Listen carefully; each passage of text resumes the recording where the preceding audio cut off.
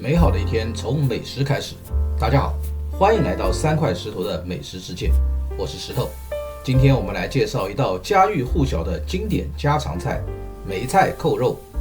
它融合了咸香和梅菜与肥美的五花肉，经过精心的制作和长时间的蒸煮，散发出浓郁的香气和诱人的色泽，入口即化的口感与丰富的味道令人难以忘怀。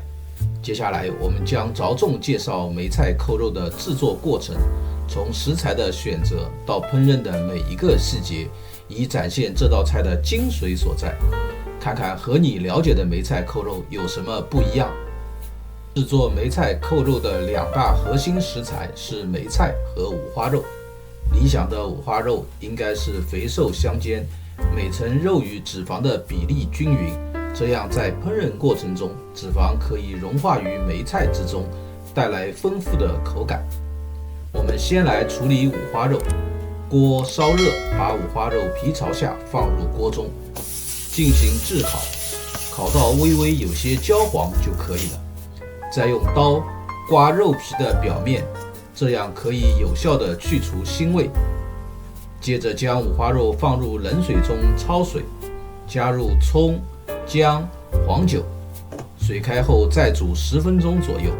这样的步骤有助于去除肉中的血水和杂质，同时也能让肉皮变得紧实，有利于后续的煎炸。这个时候我们来准备一下小料：葱段、姜块、1个八角、1个桂皮和几片香叶。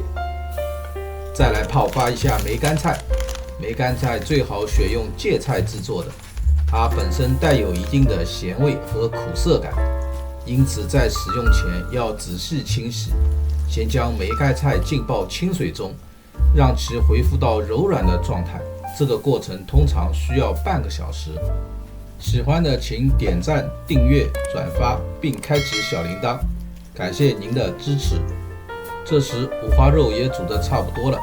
将其捞出放在案板上，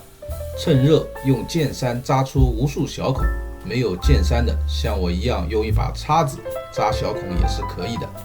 再用厨房纸擦拭干净，均匀地涂抹上老抽后放凉，这样处理后炸的时候可以使肉皮更能充分受热，变得酥脆，颜色又红润漂亮。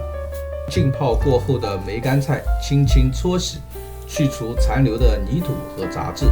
并稍微挤压后去除多余的水分。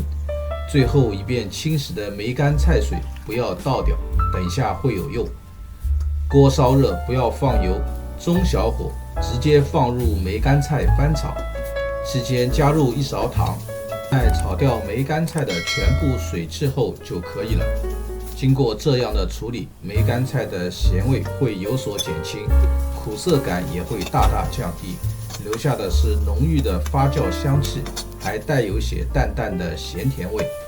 另起油锅烧油，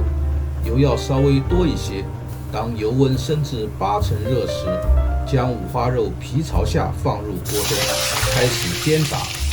全程大火，这样会让外层形成一层脆而不硬的口感，同时也保留了肉内柔软多汁。当五花肉表面呈现出均匀的金黄色，并散发出诱人的香气时，就可以将其捞出，稍稍放凉。现在我们来烧制一个蒸肉的汁水。锅烧热，放入葱姜，煸炒出香气，加入刚才没有倒掉泡梅干菜的水，加老抽调色，放入八角、桂皮、香叶，再加一些糖来平衡口味，稍微煮制一会儿就可以盛出备用了。将炸过的五花肉切成厚厚的薄片，肉片的厚度要均匀，这样蒸煮时才能够受热均匀。再将切好的五花肉皮朝下整齐地排放在蒸碗底部，随后将处理好的梅干菜铺在肉片上方，这样肉中的油脂会在蒸煮过程中逐渐渗入梅干菜，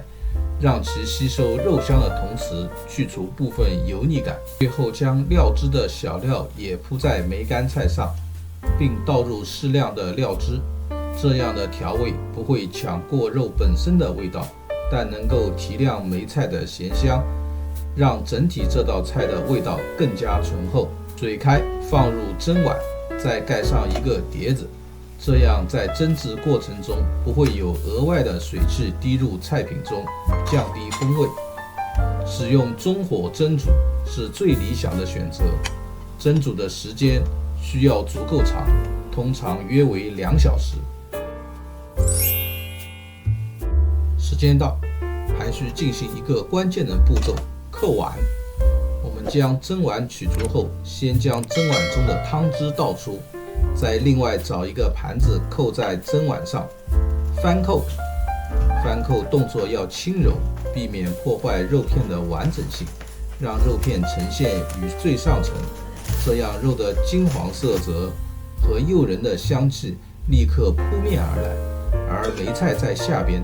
作为整道菜的基础，承接了肉汁的精华。在翻扣的那一刻，所有的努力和心思都得到了回报。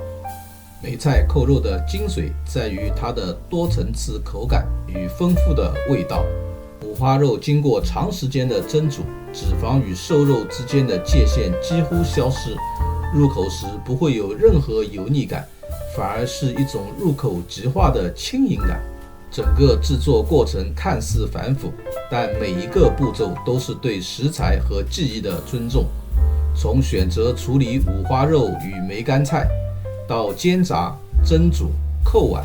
每一个环节都需要用心。这也是为何梅菜扣肉能够成为经典，历经100年依然备受喜爱的原因。好了，今天的美食就介绍到这里，